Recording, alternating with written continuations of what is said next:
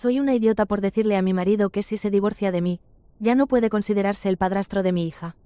Nunca imaginé que mi vida sería un culebrón digno de Netflix. A los 42, embarazada y al borde del divorcio, le solté a mi marido. No puedes divorciarte y seguir siendo el padrastro de mi hija. ¡Boom! Ahí explotó todo. ¿Idiota yo? Tal vez. Pero lo que vino después, secretos familiares, un testamento inesperado y una hermana secreta que apareció de la nada. Agárrense, porque esta es mi historia, y no van a creer cómo termina. Tenía 42 años entonces, una edad en la que se supone que una mujer debe tener las riendas de su vida, pero me sentía como una marioneta en un teatro de sombras, luchando por controlar un argumento que se descontrolaba. Mi hija, entonces de 16 años, era el centro de mi mundo, la razón por la que cada día me levantaba con la determinación de seguir adelante. Su padre, bueno, él era una nota al pie de página, un recuerdo borroso de una decisión juvenil. Él no era parte de nuestras vidas, había elegido un camino diferente en el momento en que supo que yo estaba embarazada. Durante 7 años, mi hija y yo navegamos por el mundo solas. Éramos un equipo, cómplices en una aventura llamada vida. Yo era madre y padre, proveedora y protectora. Trabajaba incansablemente para asegurar que tuviera todo lo que necesitaba, especialmente la oportunidad de perseguir su pasión, la equitación. Desde pequeña, mi hija había mostrado una afinidad asombrosa por los caballos. Lo que comenzó como un pasatiempo se convirtió rápidamente en una vocación. Yo, que crecí rodeada de números y papeleo, me sumergí en el mundo de la equitación, aprendiendo sobre doma, salto y todos los matices de este deporte. No éramos ricos, ni mucho menos, pero estaba decidida a apoyarla en cada paso del camino. Trabajaba en un segundo empleo como ayudante de cuadra, limpiando establos y cuidando caballos ajenos para que mi hija pudiera pagar sus clases. Llevaba y traía a otros niños a las clases, hacía trabajos ocasionales, todo para cubrir sus gastos de entrenamiento. Era agotador, sí, pero verla montar, verla conectar con esos animales majestuosos, era la recompensa que necesitaba. Luego, a los 35 años, llegó él, mi marido. Un hombre encantador, exitoso y aparentemente enamorado de mí y de mi hija. Parecía ser la pieza que faltaba en nuestro rompecabezas. Nos casamos, y en rápida sucesión llegaron 3 hijos más. Un niño de 8 años, una niña de 7 y otra niña de 5. De repente, mi vida se llenó de risas, pañales y la cacofonía del caos familiar. Al principio, mi marido apoyó mucho el sueño de mi hija. La animaba en sus competiciones, la llevaba a las clases y se mostraba genuinamente interesado en su progreso. Parecía entender la importancia de la equitación en su vida, cómo era más que un simple deporte, era una forma de expresión, una fuente de confianza y un refugio del mundo exterior. Pero a medida que mi hija entraba en la escuela secundaria, las cosas comenzaron a cambiar. Empezamos a investigar posibles becas para que pudiera competir en universidades con programas ecuestres. Sabíamos que las becas completas eran raras, pero no queríamos dejar piedras sin remover. Fue entonces cuando mi marido empezó a mostrar su verdadera cara. Empezó a poner excusas, a mentir sobre cómo mi hija no quería seguir compitiendo, a sugerir que estaba perdiendo el tiempo y el dinero. Decía que la amaba más que a mí porque la entendía mejor, que sabía que en realidad no quería seguir con la equitación. Me avergonzaba su comportamiento. Se quejaba de las otras madres cuyos hijos competían, diciendo que eran presuntuosas y que no quería que yo intentara encajar con ellas o conseguir su aprobación. Luego, se quejaba con los padres sobre los nuevos costos de las clases grupales, insinuando que eran innecesarios. Yo sabía que estaba mintiendo, que estaba tratando de sabotear el sueño de mi hija. Pero no entendía por qué. ¿Por qué de repente se había vuelto en contra de ella, de algo que antes había apoyado tanto? La respuesta, como tantas veces ocurre, era más complicada de lo que imaginaba. Hace poco descubrí que estaba embarazada de nuevo. Era una sorpresa, un pequeño milagro en medio del caos. Al principio, me sentí feliz, emocionada de darle a mis hijos otro hermano o hermana. Pero a medida que pasaban las semanas, la alegría se desvaneció, reemplazada por una creciente sensación de temor. Mi embarazo exacerbó las tensiones en mi matrimonio. Me sentía constantemente enferma y cansada, incapaz de seguir el ritmo frenético de la vida familiar. Mi marido se volvió aún más distante, más crítico, más propenso a los estallidos de ira. Un día, fui con mi hija a un evento de equitación. Me sentía fatal, con náuseas y mareos. No pude asistir a una jornada de puertas abiertas de la escuela que también se celebraba allí, y cuando mi marido llegó a casa, estaba furioso. ¿Por qué no fuiste a la jornada de puertas abiertas?, me gritó. Era importante para tu hija. Me sentía mal, le expliqué. Estoy embarazada, ¿lo recuerdas? Siempre tienes una excusa, respondió. Siempre pones a tu hija primero. Nunca piensas en mí, en nuestros hijos. Nos peleamos durante horas. Fue una discusión fea, llena de reproches y resentimientos acumulados durante años. En medio de la discusión, soltó las palabras que cambiarían mi vida para siempre. Esto no está funcionando, dijo. Quiero el divorcio. Sentí como si me hubieran echado un balde de agua fría. Había imaginado esa conversación tantas veces, pero nunca pensé que realmente sucedería. Una parte de mí se sintió aliviada. El matrimonio había sido una fuente constante de estrés y conflicto durante demasiado tiempo. Bien, dije, con gusto te concederé el divorcio. Pensé que eso sería el final, pero estaba equivocada. Quiero la custodia compartida de todos los niños, dijo. Sentí que la sangre me hervía. Legalmente, no tienes ningún motivo para estar con mi hija, le dije. Ella todavía puede ir a mi casa cuando yo tenga a los otros niños, respondió. Ella no tiene licencia y no te debo ningún contrato para llevarla a su casa, le recordé. Ella es mi hijastra, gritó. Yo he sido su padre. No puedes simplemente querer divorciarte de tu esposa embarazada y obtener los beneficios de eso, incluida mi cooperación general con este divorcio, y aún así reclamar el título de padrastro de mi hija, le dije. No puedes tener tu pastel y comértelo también. Legalmente, yo tengo el derecho ya que él nunca la adoptó. No era una amenaza vacía. Sabía que legalmente él no tenía derecho a mi hija. Nunca la había adoptado, nunca había asumido la responsabilidad legal de su cuidado. Pero él había estado allí, en su vida, durante casi 10 años.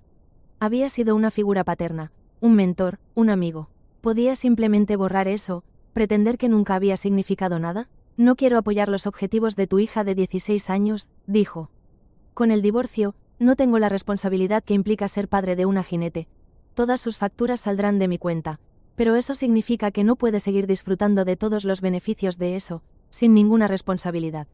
No creo que eso sea justo. En ese momento, entendí todo. No se trataba de mi hija, no se trataba de su felicidad. Se trataba de dinero, se trataba de no tener que pagar más por sus clases de equitación, por sus competiciones, por su sueño. Sentí una mezcla de ira y disgusto.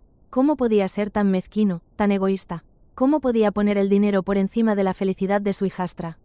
Esa noche, tuve una conversación difícil con mi hija. Le conté todo lo que había pasado, lo que su padrastro había dicho, cómo ya no quería apoyarla. Él quiere el divorcio, le dije. Dice que odia pagar tus clases y que la están convirtiendo en una snob como yo y las otras mamás. Mi hija era una persona complaciente, siempre tratando de hacer felices a los demás. Diría que sí a verlo solo para no herir sus sentimientos, me dijo. Pero si él realmente me odia porque quiero ser jinete, dijo, entonces solo quiero continuar con mi pasión y parece más propicio hacerlo donde vivo contigo, y no seguir con alguien que activamente quiere detener mis sueños futuros. En ese momento, supe que había tomado la decisión correcta. No podía permitir que mi marido siguiera manipulando a mi hija, que siguiera tratando de controlar su vida. Tenía que protegerla, incluso si eso significaba destruir mi matrimonio. Pero la pregunta persistía. ¿Soy una idiota por decirle a mi marido que no puede divorciarse de mí y aún así considerarse el padrastro de mi hija? ¿Estaba siendo egoísta, negándole la oportunidad de seguir siendo parte de su vida, aunque fuera en una capacidad limitada? ¿O estaba simplemente defendiendo a mi hija, protegiéndola de un hombre que había demostrado ser incapaz de amarla incondicionalmente? Los días siguientes fueron un torbellino de abogados, documentos y negociaciones. Mi marido estaba decidido a hacerme la vida imposible. Quería la custodia compartida de los niños, quería dividir los bienes por la mitad y quería que yo pagara la manutención. Yo me negué a ceder. Estaba dispuesta a luchar por lo que creía que era justo, por lo que era mejor para mis hijos, especialmente para mi hija mayor. No iba a permitir que él la dejara de lado, que la ignorara, que pretendiera que nunca había significado nada para él. La batalla legal fue agotadora, tanto emocional como económicamente. Tuve que vender algunas de mis posesiones, pedir dinero prestado a amigos y familiares, y trabajar horas extras para pagar a mis abogados. Pero no me rendí. Finalmente, después de meses de litigio, llegamos a un acuerdo. Obtuve la custodia total de los niños, mi marido recibió derechos de visita razonables y tuvimos que dividir los bienes por la mitad. Él también tuvo que pagar la manutención, aunque apenas cubría los gastos básicos de los niños. Con el divorcio finalizado, sentí una mezcla de alivio y tristeza. Estaba libre, pero también estaba sola. Había perdido a mi marido, a mi compañero, al padre de mis hijos. Pero había ganado algo aún más valioso. La libertad de ser yo misma, de criar a mis hijos a mi manera, de apoyar el sueño de mi hija sin interferencias. Los primeros meses después del divorcio fueron difíciles. Tuve que aprender a manejarlo todo sola, el trabajo, los niños, las facturas. Me sentía agotada, abrumada y a menudo asustada. Pero también me sentía empoderada. Estaba demostrándome a mí misma que podía hacerlo, que era lo suficientemente fuerte para superar cualquier obstáculo. Estaba construyendo una nueva vida para mí y para mis hijos, una vida basada en el amor, el respeto y la autenticidad. Mi hija se convirtió en mi mayor apoyo. Me ayudaba con los niños, me escuchaba cuando necesitaba desahogarme y me recordaba constantemente lo fuerte que era. Lo estás haciendo genial, mamá, me decía. Estoy muy orgullosa de ti. Sus palabras significaban el mundo para mí. Saber que estaba orgullosa de mí, que veía mi esfuerzo, me daba la fuerza para seguir adelante. También me apoyé en mis amigos y familiares. Me ayudaron con los niños, me invitaron a cenar y me ofrecieron un oído comprensivo. No sé qué habría hecho sin ellos. Poco a poco, las cosas comenzaron a mejorar. Encontré un trabajo mejor remunerado, los niños se adaptaron a la nueva rutina y mi hija siguió destacando en la equitación. Un día, recibí una llamada de la entrenadora de mi hija. Tenemos grandes noticias, me dijo. Tu hija ha sido aceptada en la Universidad de Lexington con una beca completa.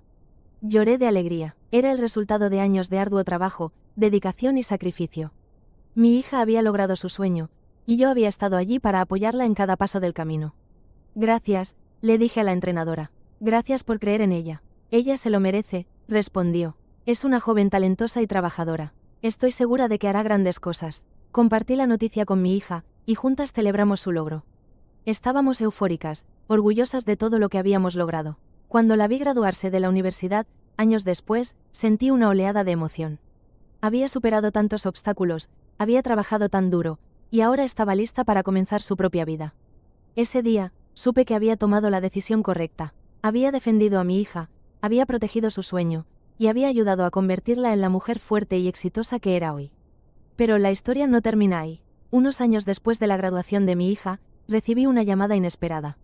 Era mi exmarido. Necesito hablar contigo, dijo. Su voz sonaba cansada y demacrada. Acepté reunirme con él. Tenía curiosidad por saber qué quería. Nos encontramos en un café. Se veía más viejo y demacrado de lo que recordaba. La arrogancia que lo había definido durante tantos años había desaparecido, reemplazada por una mirada de arrepentimiento.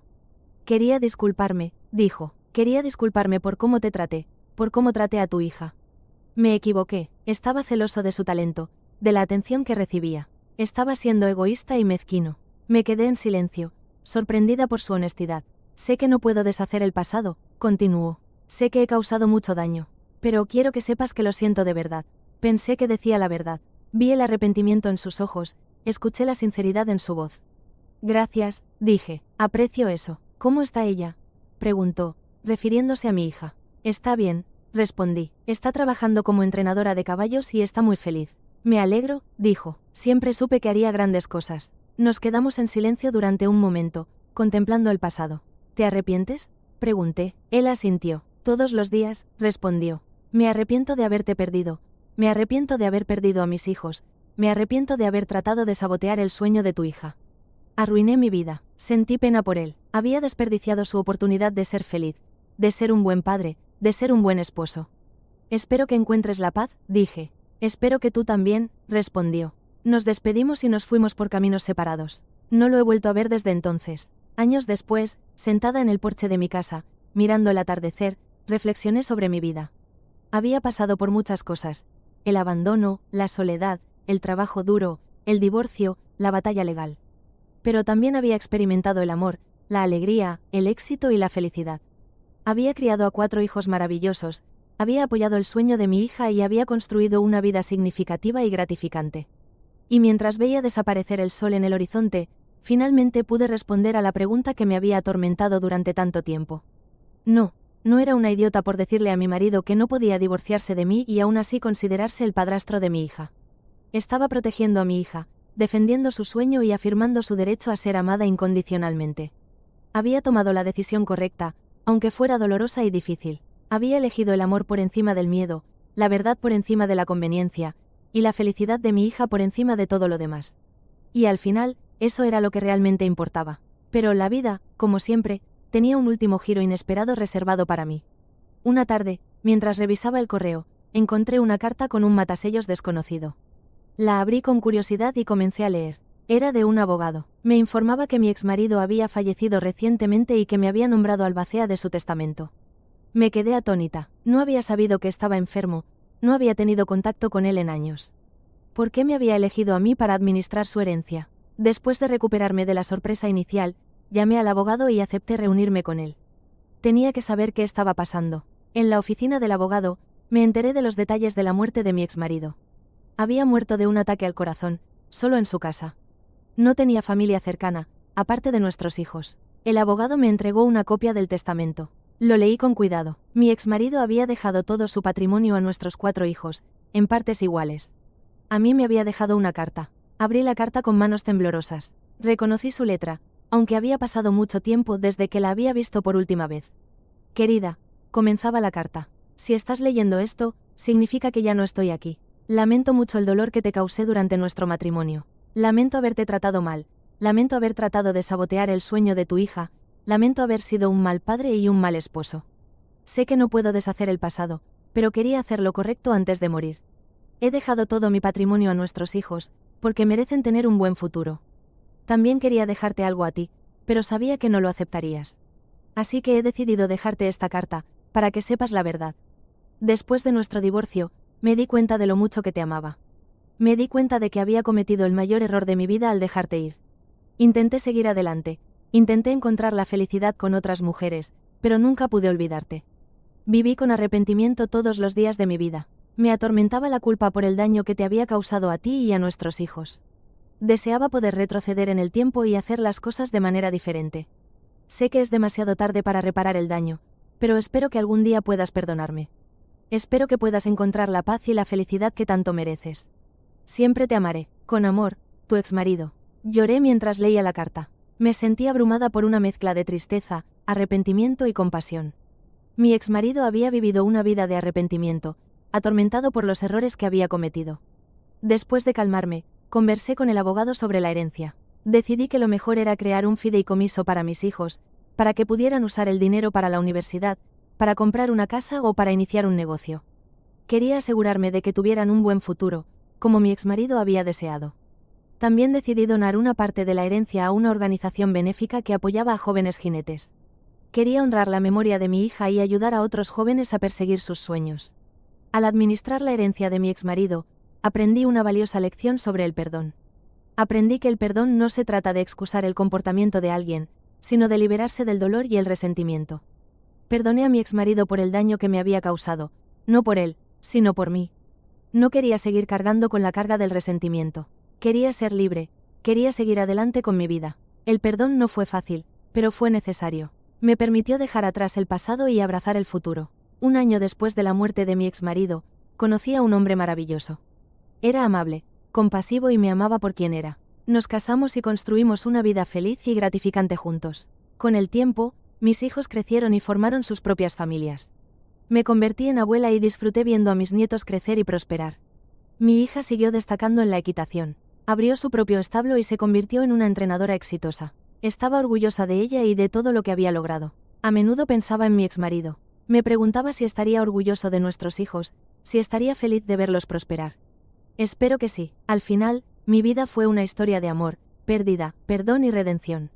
Fue una historia de cómo una mujer superó la adversidad y construyó una vida feliz y significativa.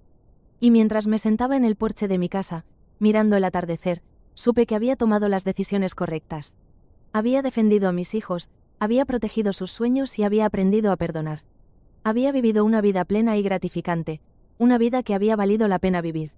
Y eso, al final, era todo lo que importaba. ¿Te gustó esta historia? Si te enganchó esta crónica llena de emociones, giros inesperados y momentos que te hicieron reflexionar, no te pierdas los demás videos del canal. Aquí encontrarás relatos reales, consejos prácticos y experiencias que te harán reír, llorar y pensar.